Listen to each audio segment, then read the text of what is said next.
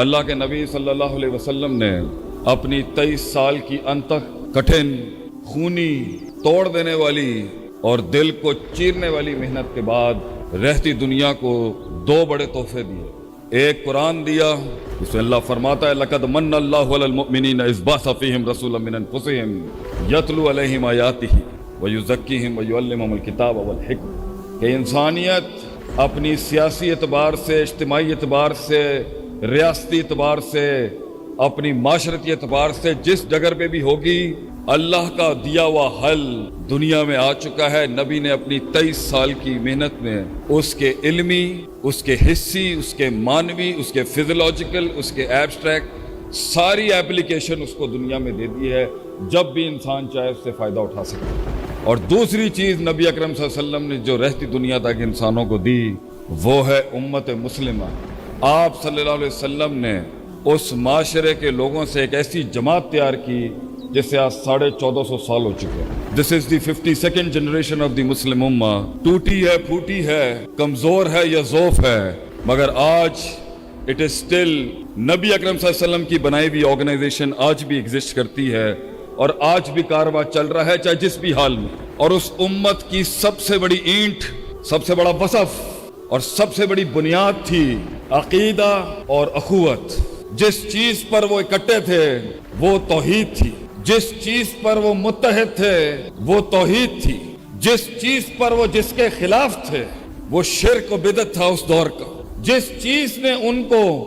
مختلف رنگ و نسل سے ایک قبیلے کا حصہ بنایا وہ فکر توحید تھی اس ٹائم، کہ انسانیت کانسٹنٹینوپل سے لے کے Persia and from Indonesia to Spain شرک کے ایسے گڑھوں میں ڈوبی ہوئی تھی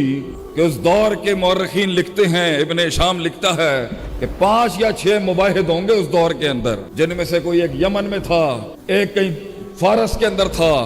کہیں تھا، گنتی کی اس ٹائم پر روشنی تھی۔ آپ صلی اللہ علیہ وسلم نے اخوت اور محبت، اتحاد اور غیرت، عقیدہ اور توحید کی بنیاد پر ایک ایسا نظم پیش کیا کہ اگر ایک کٹتا تو دوسرا علم اور جھنڈا سنبھالتا، دوسرا کٹتا تو تیسرا سنبھالتا، اور تیسرا اگر اپنا گردن اور خون پیش کرتا اللہ کی راہ میں تو پیچھے ایک جماعت کھڑی ہوتی تھی جان دینے کے لیے۔ اور یہ وہ لوگ تھے 10-15 لوگ جاتے اور ریاستوں کی ریاستیں ہلا کے رکھ دیتے، اس حد تک کہ نظریہ، جذبات، احساسات، ادراکات، عقائد، تجربات اس کمال اور جمال پہ کھڑے تھے کہ روم کے ایک سپہ سالار نے بڑے ہی تحقیری جملے بولے خالد بن ولید کو رضی اللہ تعالیٰ عنہ کہ تم کیا لینے آئے ہو ہمارے پاس، کیا عزم لے کے آئے ہو تم یہاں پر، پیسہ چاہیے، دولت چاہیے، اگر یہاں تک پہنچ بھی گیا ہے، رومی بارڈرز تک ٹچ بھی کر رہا ہے تو، کیونکہ اس دور میں روم سپر پاور تھا، فارس دوسری سپر پاور تھی اور مصر تیسری سپر پاور تھی، اور تینوں ہی علاقے عرب کو منہ نہیں لگاتے تھے اس ٹائم پر، کیونکہ this was an untapped market. ان کے یہاں قبائلی سسٹم اتنا تھا کہ وہ اسے ٹچ ہی نہیں کرتے تھے، وہ کہتے تھے یہ خود اپنے آپ اندر ہی مسئلہ ایک بہت بڑا۔ یہاں سے اللہ نے نہ نبوت اللہ نے رومیوں کو دی، نہ فارسیوں کو دی، نہ مصریوں کو دی، اللہ نے آخری وقت کا امام کھڑا کیا تو عرب کی سرزمین سے کھڑا کیا۔ عربوں کو یہ وصف ملا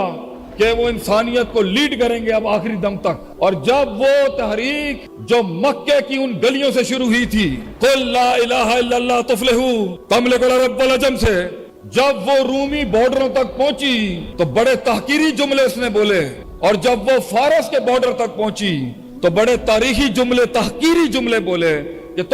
تم بچھو اور یہ چھپکلیاں کھانے والی قوم آئے ہو آج ہم سے بات کرنے کے لیے۔ تو بڑے تاریخی جملے بولے خالد بن ولید رضی اللہ عنہ نے۔ یہ سوچ تھی، یہ معیار تھا، یہ انقیاد تھا، یہ اعتقاد تھا۔ This was the belief system of the Muslim at that time کہ اِنَّا قَوْمٌ، ہم قوم ہیں وہ، نَحْنُ نُحِبُّ شَرْبَ الدِّمَاءِ، ہمیں خون پینے کا بہت شوق ہے، اور ہمیں پتا چلا ہے قد بلغنا کہ رومیوں کا خون اس علاقے میں سب سے میٹھا ہے، ہم خون پینے آئے تمہارا، خون پی کے جائیں گے تمہارا۔ یہ وہ نظریے تھے جو زہر کے پیالوں کو امرت بنا دیتا تھا اس ٹائم پر، اور نبی اکرم صلی اللہ علیہ وسلم کی محنت سے ریاستی سطح پہ مسلمان دنیا پہ چھا گئے۔